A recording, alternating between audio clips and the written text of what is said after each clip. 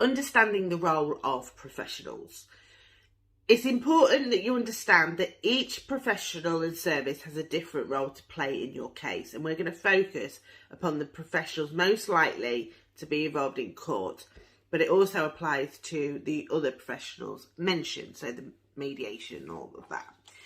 So I've provided you with a graphic in your workbook which breaks down the role. So we have a legal model, which is family court, anyone that's in the actual court, so judges, solicitors, recorders, sheriffs if you're in Scotland.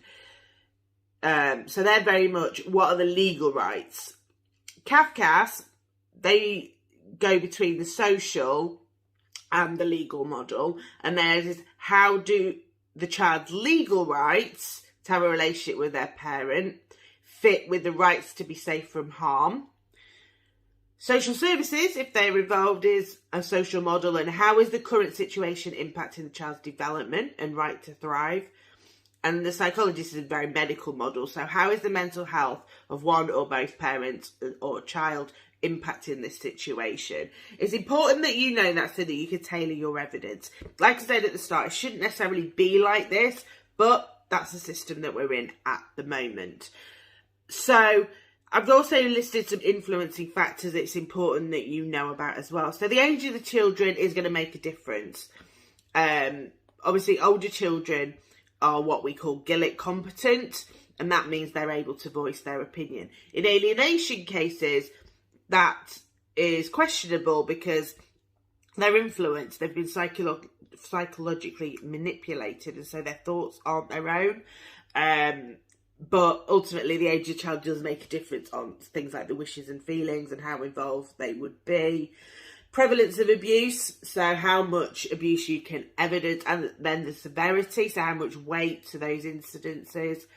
Presentation of the individual, so that's you and your ex, which is what Get Cut Ready is all about. It's going to help you make your presentation as strong as possible. Knowledge of abuse, so that's for the individual, the professionals involved. What is their understanding about these types of abuse? Do they have any? Do they have personal experience? You know, that will play a part. So previous experience, again, personal as well as professional, that plays a massive influence. And the culture of the system. And they change all the time, often depending on who's in charge. So, and that you have no influence over any of those things except the presentation of your evidence and of yourself. So understanding these roles helps you to communicate more effectively with each individual professional, ensuring that you are talking their language, so to speak, and therefore the information is easier for them to interpret and record. Most people have a one-size-fits-all approach when working with professionals, thinking that because they're involved, they must all be looking for the same thing. And this can lead to a lot of miscommunication and your evidence being disregarded. And this is a key element of getting your case presentation right. So let's go through them and have a look at what that really means. So the first one obviously is the legal. If you're using a solicitor or whether you're self-representing, you need to understand the legal argument. So I've provided you with the list of the legislation and also the welfare checklist that we've referred to. Those are the things that you need to be looking at. Use the language within that, as in you want to be matching your evidence, your experience to their descriptions. You don't need to cut and paste, but you do need to be making sure that it fits how they describe. So the Domestic Abuse Bill is not out at the time of this recording. It is due imminently, and that will be the latest round of legislation for you to understand. There's a lot of terminology in there, a lot in the guidance notes as well, so I do recommend making yourself familiar with that, particularly if you're self-representing.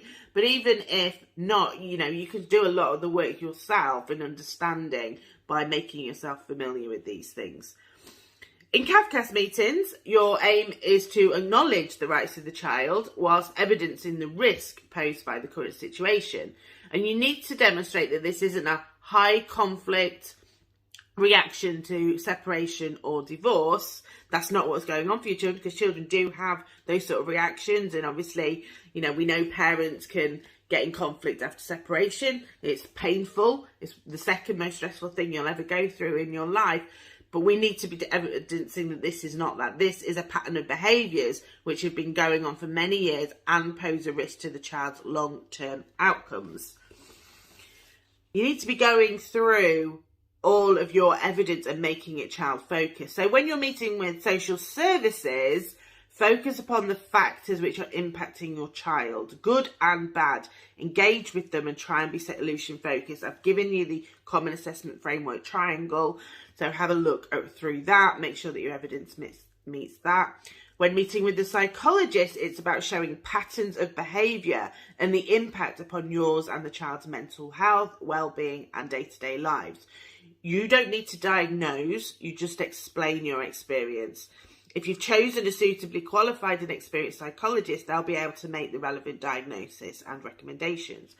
Not only does this approach mean that you're ensuring you deliver the right evidence to the right people, it also ensures that you build rapport, and this helps overcome bias generated by an abuser masquerading as a victim.